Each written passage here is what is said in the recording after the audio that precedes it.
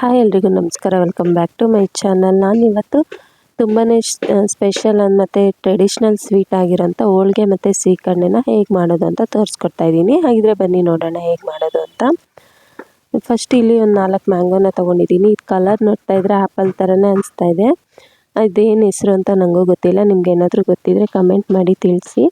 ಇದನ್ನೆಲ್ಲ ಮ್ಯಾಂಗೋನ ಈ ಥರ ಪ್ರೆಸ್ ಮಾಡಿಬಿಟ್ಟು ಅದನ್ನು ಪಲ್ಪ್ ತೊಗೋಬೇಕು. ಇದೆಲ್ಲ ಪಲ್ಪನ್ನ ತೊಗೊಂಡ ನಂತರ ಇದಕ್ಕೆ ನಮ್ಮ ಅತ್ತೆ ಮಾಡ್ತಾಯಿದ್ರೆ ನನ್ನ ಮಗ ಮಾಡೋದಕ್ಕೆ ಬಿಡ್ತಾ ಇರಲಿಲ್ಲ.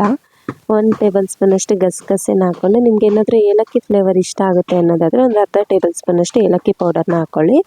ಹಾಗೆ ಒಂದು 4ರಿಂದ 5 ಟೇಬಲ್ ಸ್ಪೂನಷ್ಟು ಸಕ್ಕರೆನ ಹಾಕೋತಾ ಇದ್ದೀನಿ. ಮತ್ತು ಇದಕ್ಕೆ ಬನಾನಾ ಪೀಸಸ್ ಸಹ ಹಾಕ್ಕೋಬೋದು. ಮತ್ತು ಈ ಕನ್ಸಿಸ್ಟೆನ್ಸಿ ನಿಮಗೆ ಇನ್ನೂ ಸ್ವಲ್ಪ ತೆಳ್ಳಗೆ ಬೇಕು ಅಂದರೆ ಸ್ವಲ್ಪ ಹಾಲನ್ನು ಹಾಕ್ಕೊಬೋದು. ಮತ್ತು ಹಸಿ ಕೊಬ್ಬರಿನ ತುರಿದು ಹಾಕ್ಕೊಳ್ಬೋದು. ಈಗ ಇದು ರೆಡಿಯಾಗಿದೆ. ನಂತರ ನಾನು ಇಲ್ಲೊಂದು ಕಪ್ಪು ಬೇಳೆಗೆ 1 ಕಪ್ ಆಗೋಷ್ಟು ಬೆಲ್ಲನ, ಅದು ಬೇಳೆ ಬೇಯಿಸಿ ನೀರು ತೆಗೆದ ನಂತರ ಬೆಲ್ಲನ ಹಾಕಿ ಮಿಕ್ಸ್ ಮಾಡಿ ರುಬ್ಬಿ ಇಟ್ಕೊಂಡಿದ್ದೆ. ಈಗ ಹೂರ್ಣನ ಈ ಥರ ಉಂಡೆ ಮಾಡಿ ಇಟ್ಕೊಂಡಿದ್ದೀನಿ. ಹಾಗೆ 1 ಕಪ್ ಮೈದಾ ಹಿಟ್ಟು, 1 ಕಪ್ ಚಿರೋಟಿ ರವೆನ ಹಾಕಿ 1 ಚಿಟಿಕೆಯಷ್ಟು ಉಪ್ಪನ್ನು ಹಾಕ್ಕೊಂಡು ಹಿಟ್ಟನ್ನು ಈ ಕನ್ಸಿಸ್ಟೆನ್ಸಿಯಲ್ಲಿ ಕಲಸಿಟ್ಕೊಂಡಿದ್ದೆ. ಇದು ಒಂದು ಅರ್ಧ ಗಂಟೆ ನೆನ್ಕೋಬೇಕು.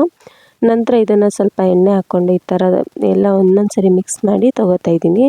ಒಂದು ಉಂಡೆ ಅಷ್ಟು ತೊಗೊಂಡು ಅದಕ್ಕೆ ಗಸಗಸೆನ ಡಿಪ್ ಮಾಡಿಬಿಟ್ಟು ಸ್ವಲ್ಪ ಈ ಥರ ಅಗ್ಲಕ್ಕೆ ತಟ್ಕೊಂಡ್ಬಿಟ್ಟು ನಾವು ರೆಡಿ ಮಾಡಿ ಇಟ್ಕೊಂಡಿದ್ವಲ್ಲ ಹೂರ್ಣನ, ಅದನ್ನು ಇಟ್ಬಿಟ್ಟು ನೀಟಾಗಿ ಕ್ಲೋಸ್ ಮಾಡಿ ಹಾಕ್ಕೊಂಡು ಇದ್ರ ಮೇಲೆ ಒಂದು ಪ್ಲಾಸ್ಟಿಕ್ ಕವರ್ನ ಹಾಕ್ಕೊಂಡು ಇದನ್ನು ಸ್ಪ್ರೆಡ್ ಮಾಡ್ಕೊತಾ ಇದ್ದೀನಿ. ನಮ್ಗೆ ಎಷ್ಟು ತೆಳ್ಳಗೆ ಬೇಕೋ ಅಷ್ಟು ತೆಳ್ಳಗೆ ಇದನ್ನು ಸ್ಪ್ರೆಡ್ ಮಾಡ್ಕೊಂಡ ನಂತರ ಒಂದು ಪ್ಯಾನ್ನ ಕಾಯ್ಲಿಕ್ಕೆ ಇಟ್ಟಿದೆ.